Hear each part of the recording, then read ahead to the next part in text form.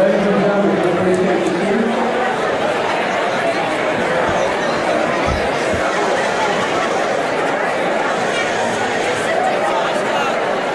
It's early, everybody got music, and for that.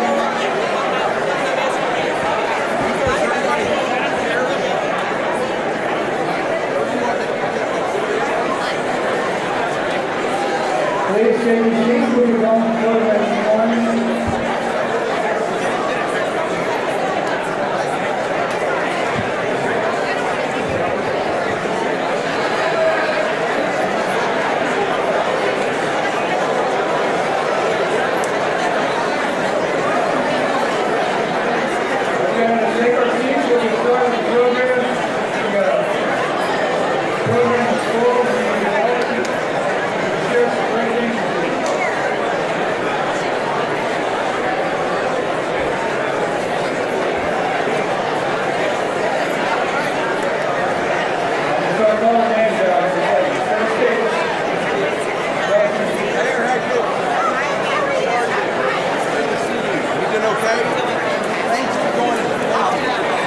As we get started here, I want to welcome on the stage with me to get things warmed up two of our favorites, San Antonio, our Spurs Coyote and Spurs G.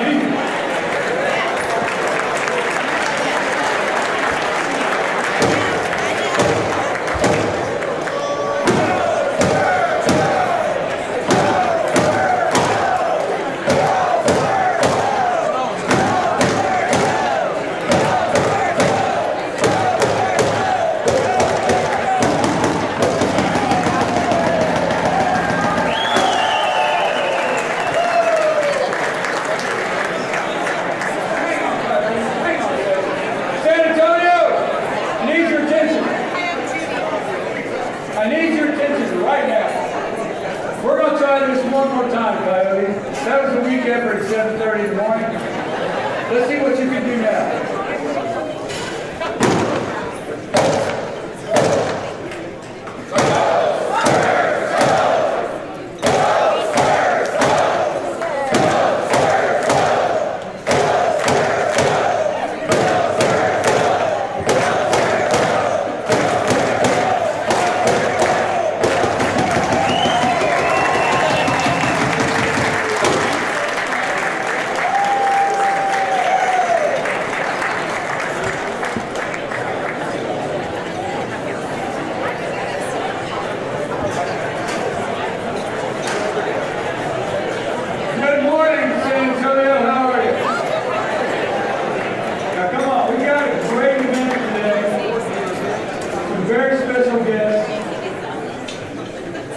This conversation this morning is important for multiple reasons.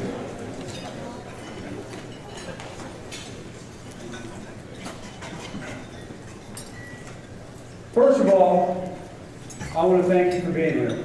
My name is Jeff Webster. I'm the President and CEO of the Greater San Antonio Chamber of Commerce. And we are thrilled to see this room sold out and packed. And Judge, this is for you, my friend. This crowd is here. They wanted to be here. You and I read a bit late last night. 7:30 came early, but they're here. San Antonio and Bear County, thank you very much for being here.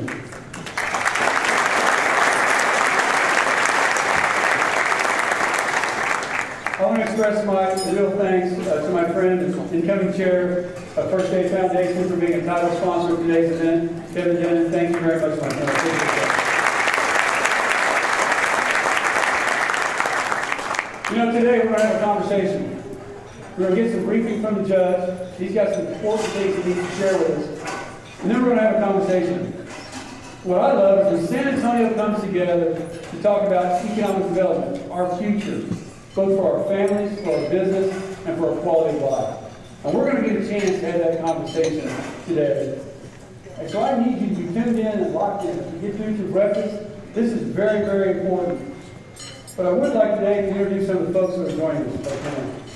We are honored to have with us our Bear County Judge, Peter Sakai, sat at our head table, an advocate for transparency, accountability, long-term planning in our county government. Can I have a round of applause for our judge?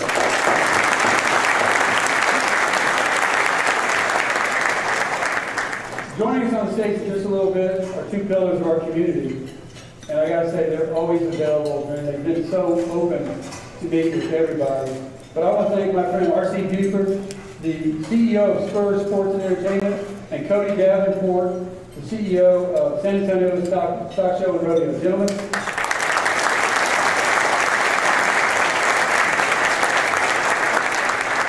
Now I'd like to take this minute or two, if I can, to introduce our head table.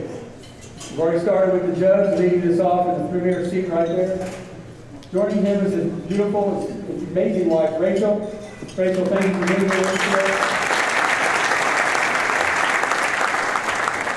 My friend and our city manager, Mr. Eric Walsh. Eric, thank you for joining us. Some of our council members are here with us. Councilmember Marina Alvarete Calico is here with us. Marina. And a gentleman I have to call Mr. San Antonio, because he's been involved in everything and led everything in the city. Our chairman in 2025, Mr. Pat Foss.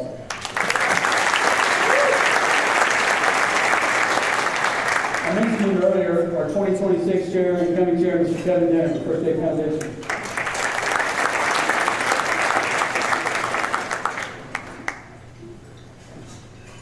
Also joining us, the former chair at our head table, Mr. Sam Dawson, the Big Dawson family.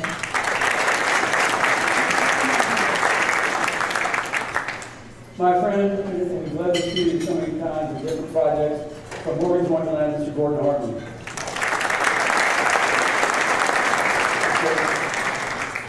Last time we spent some time together, the same event as the judge, leading University Health, Mr. Ed Valley.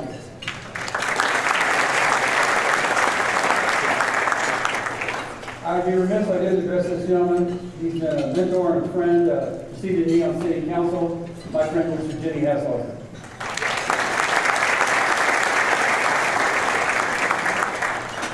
Two special guests from one of our sponsors, Hernan Abamonte and Marco Montias with PMI. Gentlemen.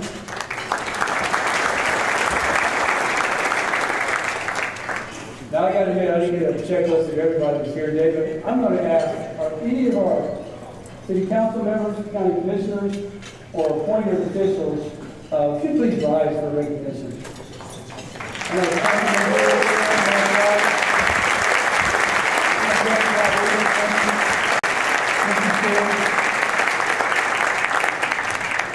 Thank you for having now.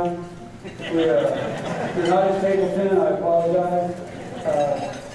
I get to pick on Mark. He has the seat that I had many years ago. He's done a much better job than I ever did. So thank you, Councilman, for being here. I also want to recognize some of our sponsors. We've talked about a few of them. Our friends at the First Day Foundation for helping make the lunch the breakfast possible today. Thank you for your continued support of the First Day, not just for us, but all the things we do in our community. Thank you, Stephen, for your organization. We're also pleased to thank our gold sponsors, our VIP sponsors at first, from Philip Morris International. Gentlemen, thank you very much for being a part of this. They're hosting the VIP reception afterwards. Our gold sponsor, the University of Health, thank you very much. And our silver sponsors, Toyota Texas, Community First Land, Ortiz United Law Firm, and Lennar Homes. We get a round of applause for us.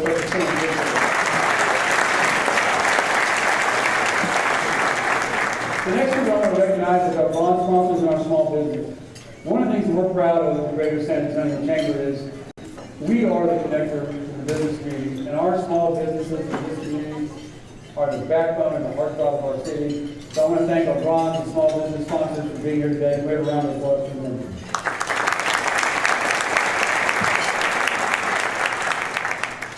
I'd like to call up to the stage now Mr. Kevin Denham to introduce our speaker.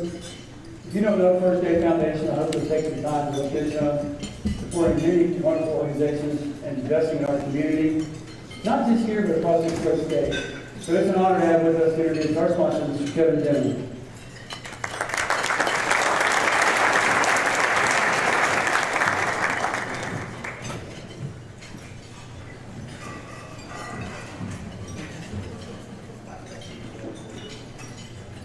Ladies and gentlemen, if you'll please rise before Kevin speaks, I'd like to have the presentation of the coach. And then Angela McGlennon Johnson will lead us in a beautiful rendition. So, gentlemen, post the coach.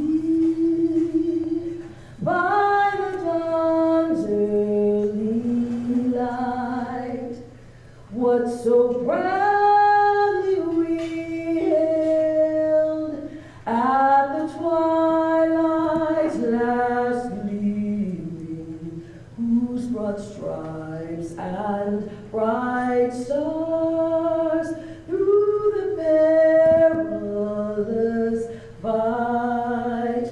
O'er the ramparts we watched were so gallantly streaming, and the rockets' red glare, the bombs bursting in air, gave proof through the night that our flag was still there. Oh, say does that star-spangled banner yet wave o'er the land of the free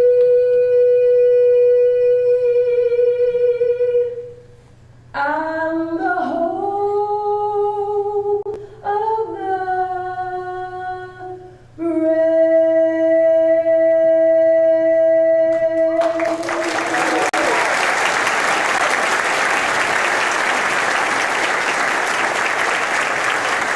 Thank you very much.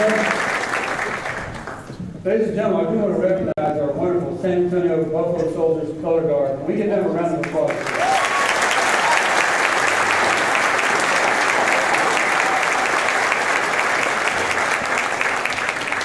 Mr. Raymond, the microphone is yours.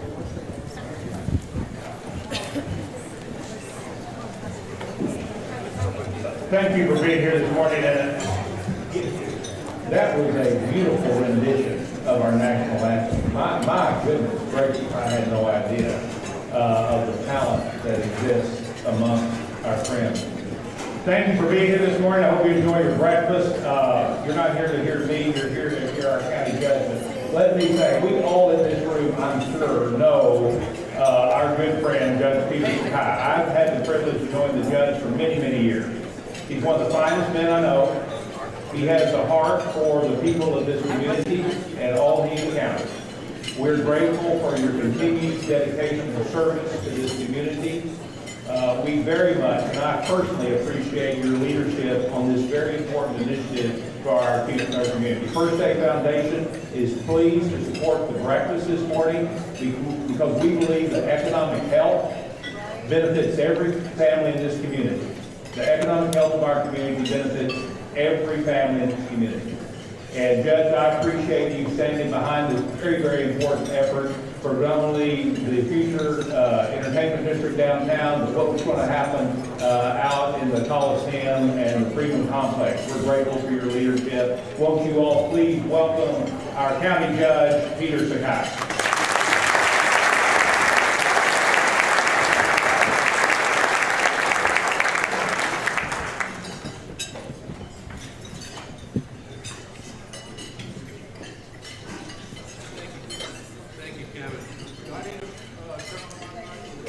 Okay, there. I have all these mics. And it's like, they're not hot, are they? And then, well, this one is. And I go, oh, God. I didn't say a word at breakfast. God help us. Well, good morning. Oh, come on. Good morning. Good morning. Now, we should have been ready for that after the Spurs did that introduction.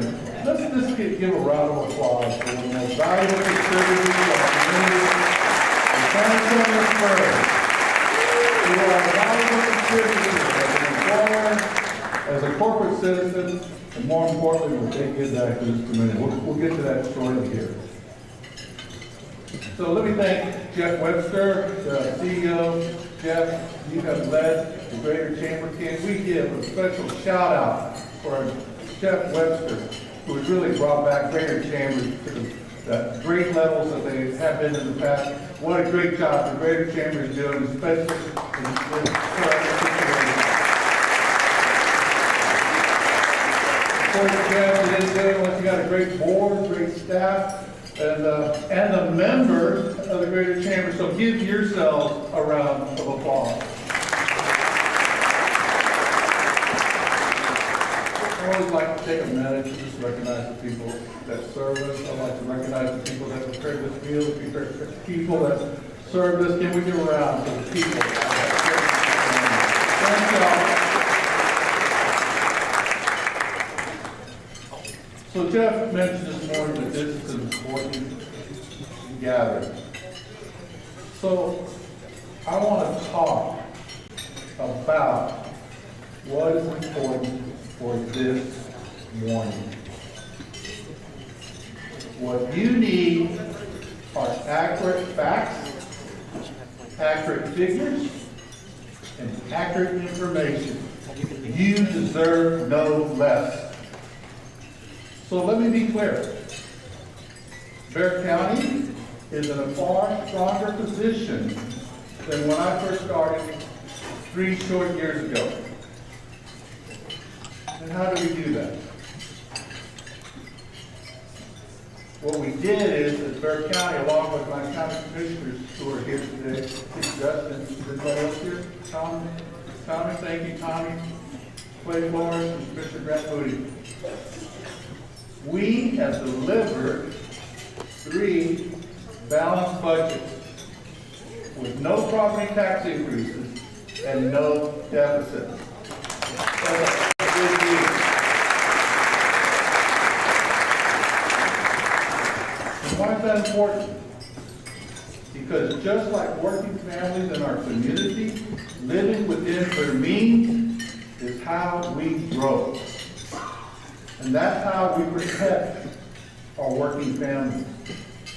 We must be responsible as local government. We know that we have been able to protect our seniors, disabled, the veterans, those on fixed income by lowering their property tax bill. How do we do that? Is making sure that we raise our tax exemption for those groups of people to the highest level. And I also want to give a shout out to the University Health System, the county government, so to speak, for the health care, that they did the same. And so we are totally focused to work on protecting our working families, the most vulnerable in our community. And we did not balance the new budget by compromising any matter of public safety.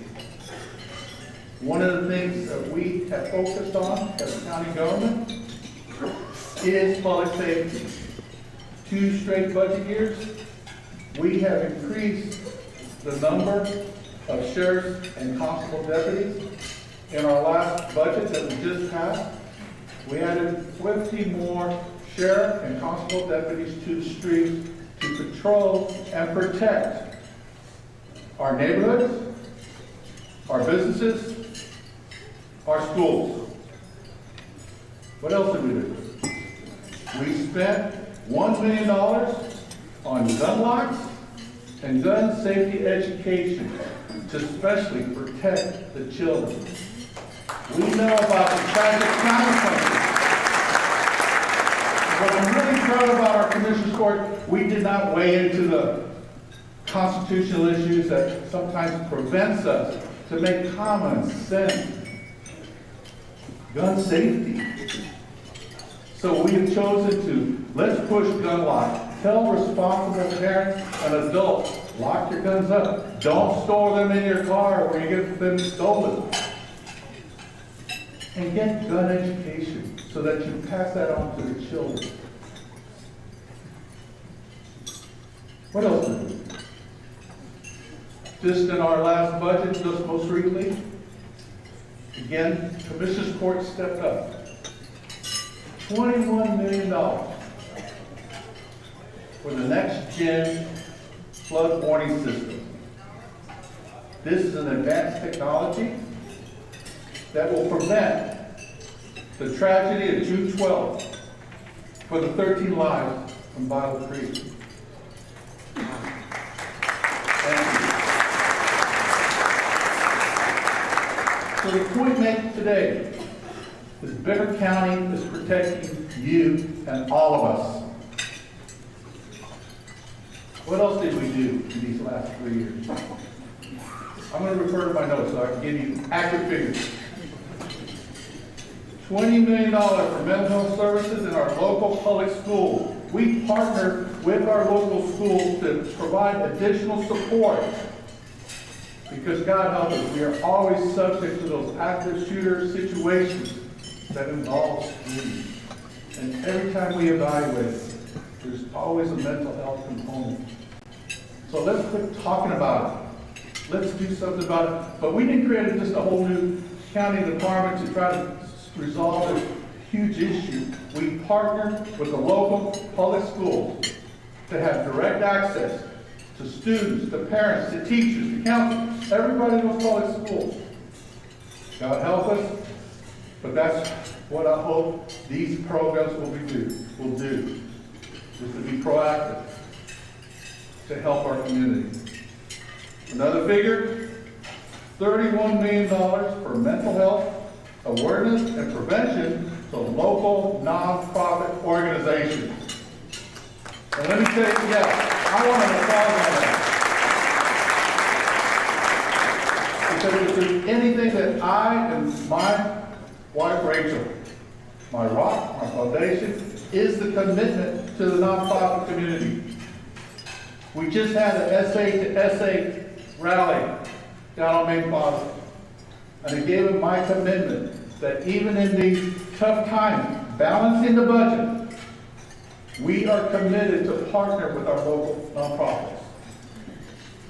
And we will continue to do so long as the county judge. $14 million in drug and alcohol rehabilitation services, and we took that out of opioid settlement. We didn't put that on our general revenue, the property tax. We made a commitment that when we settled that case and got a great settlement, we put it right back where it needed to go for direct services.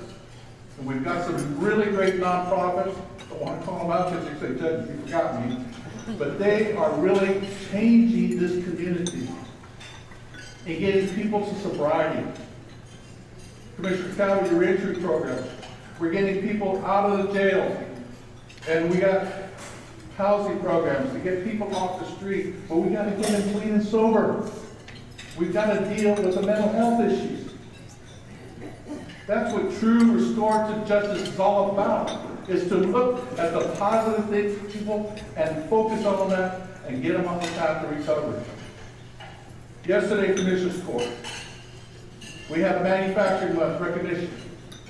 And we had an individual who came out of our Texas Fast Track program, our workforce program. I'll mention that a little bit. And he thanked us. He says, Judge, I made a lot of mistakes.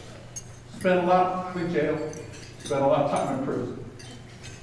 But working over there at the Toyota supplier, he's on the path to recovery. He's on a path to sobriety. And bottom line, he's a taxpayer giving back to his community. That's what's important.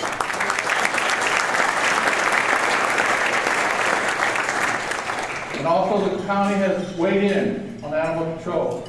And we put $3.5 million to increase our capacity to protect our community. You know, some people say, and there was a robust debate among the court. Well, you know, that's really the city of San Antonio has a really great animal control program. But we need to remember that we have an unincorporated area. We have suburban cities. We have the areas that are least served. And we felt that they deserve protection. Children and families that are most vulnerable. So this morning I want to announce 2 initiatives that I will be working on with community stakeholders in the coming weeks that fit within this public health discussion. We know that we have some headwinds coming. We have some policies coming out of Washington, D.C. We got some food snap cuts. We've got cuts in access to health care. Right, Jimmy Hansler? Right, Ed Mattis? And so I am convening a summit to deal with food insecurity so that we as local governments are prepared. We are also going to do that for access to health care. Because we are going to have to, at the local government level, figure this out. It's going to be up to us to protect our most vulnerable. Most of you, myself, we can take care of ourselves. But this community, and I think that's the discussion being had, what are you doing for us? And Bexar County stands ready to protect the least of us. So stay tuned for more details. Let me touch on economic development. Bexar County continues to grow. That's why we've been able to balance the budget. New investments, new jobs. JCB, largest UK industrial agriculture credit, coming, breaking ground, will open up in a year or two. We also have Toyota manufacturing, increasing with a $500 million commitment to increase their capacity with the rear axle plant on campus. Oh, by the way, people criticize what Bexar County and the City of San Antonio did for Toyota back 20 years ago. Why are you giving them any money? This is an example of public-private partnership that has made our community grow. It has been a game changer for our community. And I want to applaud those, my predecessors, who had the foresight and vision to support the corporate citizens like Toyota, and we'll discuss like the Spurs. Guess what? We got 2 new Japanese manufacturing plants coming as a result of 2 economic development trips to Japan by me, my team, and Greater SATX. American Coterra, a steel manufacturing plant, has established their headquarters here in San Antonio. We also have Senko Plastics, a plastic manufacturer that will break ground next year on the south side near the Toyota campus. Both of them were looking at Austin. Both of them were nearly signing with Austin. And I was able to meet with them and convince them that San Antonio was a place to be because it was a special place. A special place that cared for the community.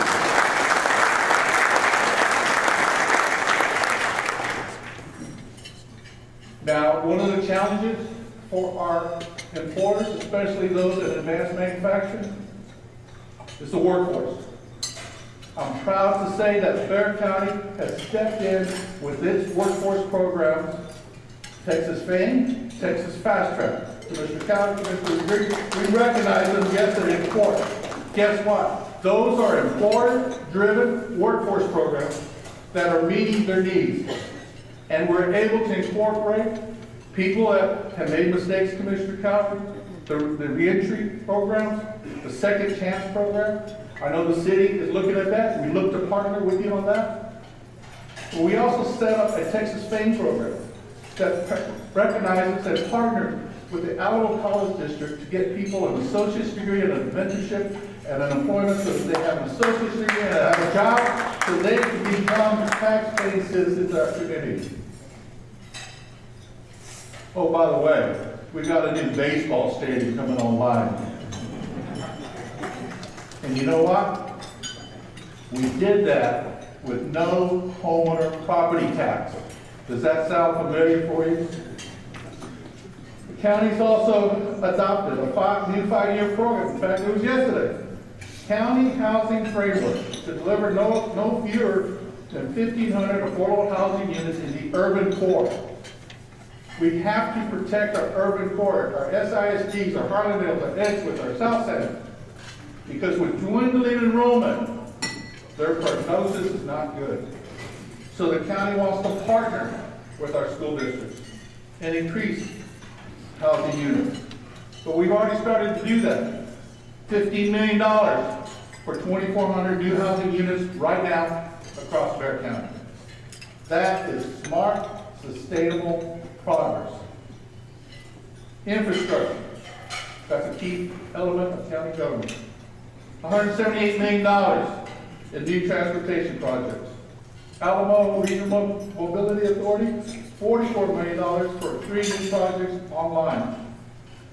This is one of the good ones. $102 million for via Silver Line to get advanced rapid transit from the east to the west, which I believe will be a true game changer from Harley Lake, oh, by the way, to the Frost Bank Center, which will help the revitalization of the east side.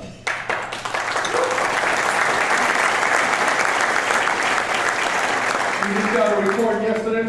Everything kind of happened yesterday in the report, although it was kind of a lot for it.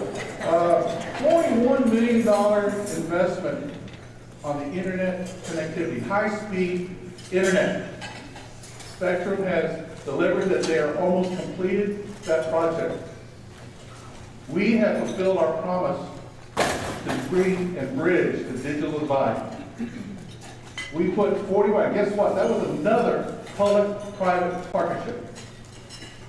County put, I understand, 18 million, and I believe the Spectrum put the balance. So true public-private partnership that dealt with a specific issue that we learned from pandemic. We have vulnerable families that can be disconnected, and we must be prepared for whatever situation comes forward. So let me close with this.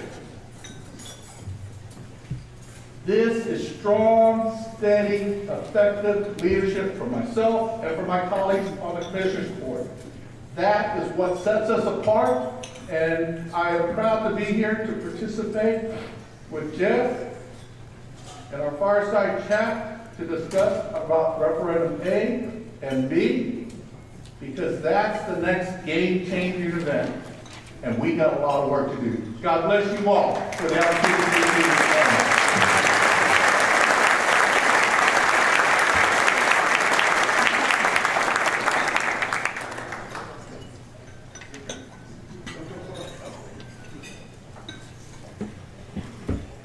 We have a round of applause for the judge.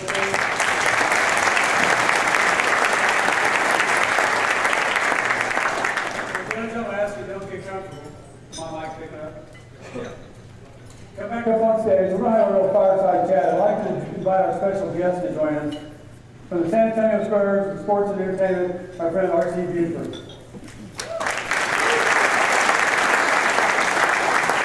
And Mr. Rodeo of San Antonio, my friend Cody Davenport. The award winner of County Rodeo. There you go.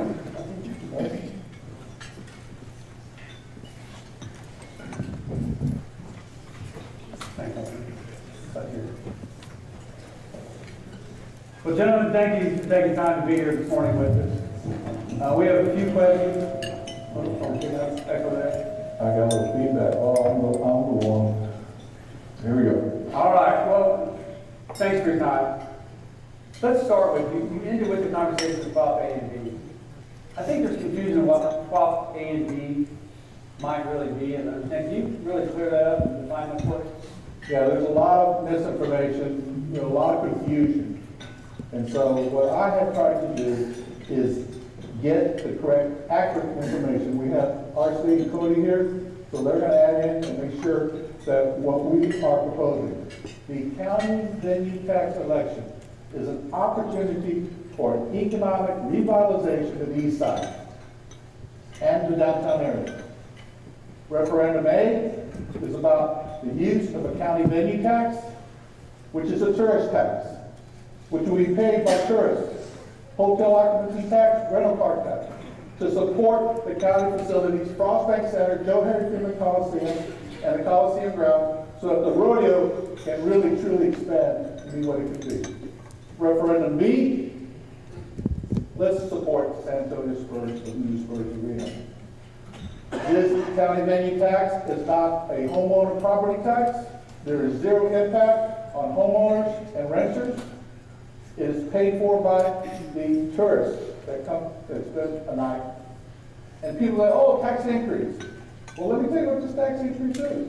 On an average bill of $200, 1.75%, which is the county venue tax for hotel occupancy, is $3.50. We're gonna go to 2%, which is the max allowed by law. That's a 50 cents a day tax increase. For those that say, oh, the tax increase on us and homeowners and the most vulnerable, give me a break. The other part is that we have an opportunity to invest with the Spurs. And it's so crucial that people get the right information. I get pushback. Well, why do we have to do all that money for the Frost Bank? Does anybody here want the Frost Bank Center to become the next Asheville? And if we don't do anything or just status quo is unacceptable. That's the reason why I opened with my remarks. We've got to grow. We've got to innovate. We've got to move to the next level. So I'm going to stop and allow. Yeah, I want to thank you. There's actually a follow-up question so you can explain the venue tax. You did an amazing job of covering that. People get confused when you hear the venue tax and you get on the ballot, and the ballot language starts with this is a tax increase. And so there's a real confusion here with this. But let's move on to something very important, Judge. I think you can help this. So there's been a lot of what I'll call misinformation. What can this money actually be used for or not be used for, like flood control or housing? That's right. The county venue tax is prescribed by law. The law tells the county that the county venue tax must only be used for venues and tourist development. That's the statute. And so when people push back, what about sidewalks, what about streets, those are things we need to do. But for the county venue tax, it must be a venue tied to the church. We get information, well, the last bond, it created the COVID, it created the Riverwalk, created the north and the mission trail to the south. Those were venues. And right now, I don't believe we need to create new venues. We need to take care of our current facilities, the county facilities, and whatever money is left over, let's do our share to keep the San Antonio Spurs here in San Antonio. That's what's key about this election. Thank you for clearing that up. And I'll jump over to RC with a quick question regarding the Spurs. I mean, you've been an anchor institution over there in that facility and in our community. Tell me how Prop A and B kind of facilitates your future, your vision of growth for our community, your connection to the community. Thanks, Jeff. Thank you for being here today. We really think this is a great opportunity for us to carry our legacy forward. For years, we've had an unbelievable partnership with our community. And one thing that we've learned, the 50th anniversary shared with us, we talked to a lot of our alumni that came back that year that were joining us in celebrating our 50th anniversary. And we looked around the NBA. There's only two cities, Los Angeles and New York, that have more of their former players living in their communities that they played in than San Antonio, LA and New York. We have over 25 former players that live in our region, 2 in Austin, the rest in San Antonio. And it's David, it's Tim, it's Monty, it's Tony, it's our legacy players, but it's also George Hill and Monty Williams and Antonio Daniels who played here. They left, and then they came back to this community.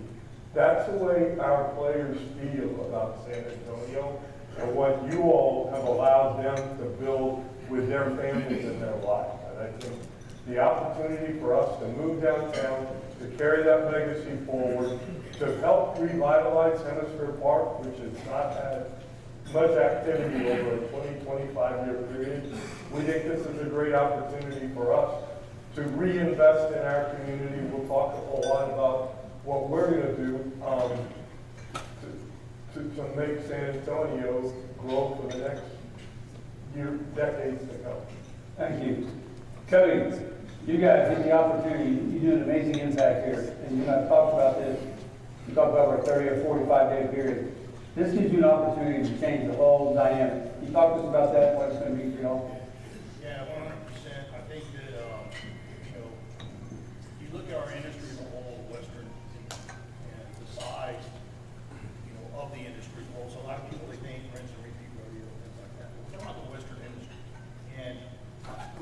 busting at the seams. You come to the ground, look up on the rodeo in February, you see we're moving 1.5 million.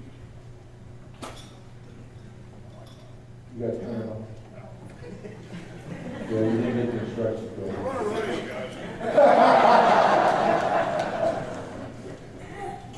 I on?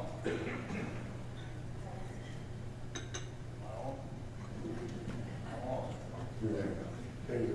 Start from the top. I'd like you to meet Cody Davenport with the rodeo. Cody, tell us about you trying to get back to the rodeo. I want to make my opening statement first. They tricked me and told me I was running a rodeo, and somehow I'm doing this stuff. So all right, so we busted the seams we have when we started for the month of February, and you look at us now, we're moving off close to 1.5 million people, through those grounds down there in that time period. Close to 70 foreign countries are coming out there. We literally are busting at the seams. We've been trying to, expand and grow based upon the contractual terms we have right now. We're locked in. And then, as a show, I get the opportunity to go out and work in our industry, the whole Western Hershey's. I'm in Calgary, I'm in Cheyenne, Western Vegas, and all these different things. So I'm out there working in this industry, and it's so massive, this industry. So many communities out there are capturing this industry. And we're not talking about an industry that's a fad. I get it, Yellowstone kind of made us cool for the moment. But this is not a fad. It has been around a very long time, very stable. So we're ready to bust to the seams. And I wanted to give a shout out to my friends at Spurs here, because quite frankly, without that partnership to go in and be in the ball center that we're in right now, which they took us to the finish line to work on that, we would still be a mid-level production area working inside the Coliseum with 8,000 seats. It took that partnership with Spurs to get us to that point. Now your San Antonio is a world-class rivals in NFR for production size. Not just a rodeo. Now the grounds themselves, and the amount of people, kids, we like to skate at the scene. We've been dying for the opportunity to expand. So I will say, my buddy here said that, when I first found out they might be bringing more, I grumbled when we were doing the grounds. But came out of it pretty dang quick and realized that we've been waiting for this opportunity. And I believe the right intervention, I think the stars aligned just right. And we took the rodeo 15 years ago as a board, as an organization, and we might not have been ready, but we were ready. And we were ready to seize this opportunity. And quite frankly, the Eastside is our home. We started there. That land was donated by Joe and Eddie Freeman for agricultural purposes. This new legislation is our home. We're proud Eastside residents. We want to hold those grounds. We want to take care of those grounds. We want to be there for them. Thank you, Chris.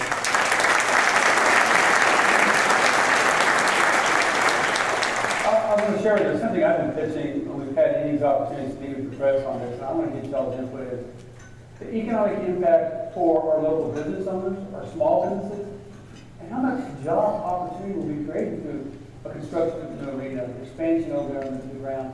I ask you and all of y'all to respond to that. Well, let me just start out by one of the commitments that I'm going to require in regards to the contracts, what the county will do, the city will do, the Spurs and the Rodeo will do. I want to make sure that all the opportunities that contracts can give small businesses, small contractors, whatever we can do to keep, and we have a proven track record from the 2008 and from the original AT&T SBC Center. We did a great job, and I want to give a shout out to our county department leader, Renee Watson. And for those that know Renee Watson, she knows that she's committed to small business entrepreneurship. And so we're going to make sure that part and parcel of any commitment with all our partners here is that we make sure that we take care of our local business communities. Thank you. We have a long history of employment in San Antonio. We have 500 full-time employees, close to 1,000 part-time employees. Over the course of time, building a Fox Bank Center, remodeling it to rock. We have over-exceeded expectations on small and minority women-owned businesses. And that commitment has been a priority to our organization, to the whole family. And this is our home. We want to see great entrepreneurial opportunities succeed. We have a culinary program where we bring local entrepreneurial businesses into the Prospect Center for all of our events. This is, and in building a new downtown arena and the development that goes around that, we're committing more than $2 million to the development around the arena, including the $500 million of our existing studios. That development is going to have a great impact on jobs and the opportunities for our. Yeah, I go to the Spurs, we're talking to us, and we had our economic impact study done even, but we had it done, we looked at $367 million on San Antonio, from Rodeo. And I think the key ingredient inside of that is, we're talking about the month of February, 1 month, $367 million in impact. So we have projections going forward, based on what we're going to do, and that's the times 2 number. I'm talking about real numbers, captured from the highway. Type of people we're bringing in, coming from every county, every single county. Average stay with us is 3 days. We're not a quick hit. They're coming in, they're bringing their animals, their competitors, and things like that. They're staying with us for the duration of their concert. They're staying 3 days inside their outside money, pouring in, that has to stay there. They don't want to leave that area. When you bring these animals and you're competing and things like that, you really don't want to travel out of proximity to them. They're forced to right now. We all know it, right? With the type of clients that come out. That's on the high level. Now down on the lower level, studying my peers out there, we've been embracing for a few years now. We're not you guys. We're a nonprofit. We're not you. We're bringing out that next generation. So when I talk about going out, we're bringing in local nonprofits all the way out. And what we found is a lot of these kids, they can't compete by doing a show animal or traditional ag type of thing. But what they can do is they take ownership of the Rodeo and Rodeo by being part of the population. So we've been using, probably seen those out there, we're using youth nonprofits inside our ushering, we're using them at the front gates, we're using them across the board, all our operations now that are growing up, taking ownership of that recycling operational money back into the community that used to go to third parties that maybe weren't even from here, certainly didn't care about us. Now we're able to funnel it back to the youth in our areas and stuff like that. And then nice work with the county, I'm very appreciative we were able to develop our own concessions company. We're heading into our 2nd year of our own concessions company. And again, the purpose of that is to start using our local